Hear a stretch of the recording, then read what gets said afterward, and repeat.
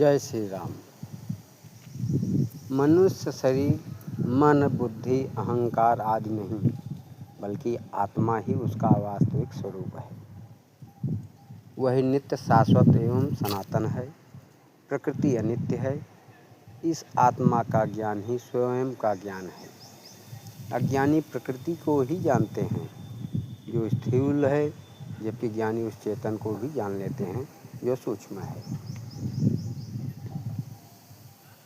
इस ज्ञान प्राप्ति से मुक्ति होती है। सृष्टि का आधार जान लेने से भ्रांति मिट जाती है।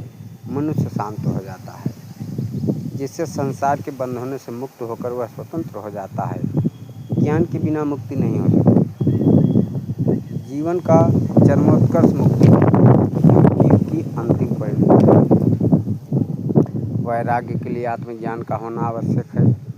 वैराग्य का अर्थ संसार को छोड़ना अथवा उससे भागना नहीं, अपितु उसके प्रति आसक्ति का त्याग है।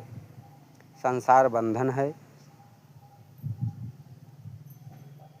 उसके प्रति जो आसक्ति लगाव है यही बंधन है।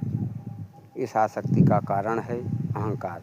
जब तक अहंकार है आसक्ति रहेगी तथा यही आसक्ति बंधन है। संसार और आत्मा दो छोर हैं। बाहर है संसार, भीतर है आत्मा। दोनों मार्ग भिन्न दिशाओं में जा रहे हैं।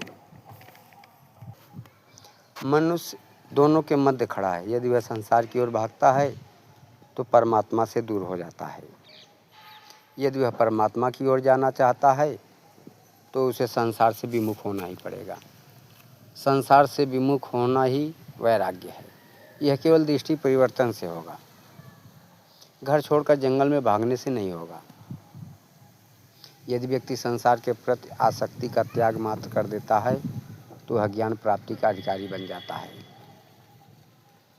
मनुष्य के अहंकार के कारण ही लोभ मोह वासना आदि पैदा होते हैं, जिससे मनुष्य इस मकड़ जाल के बंधन में उलझ जाता है।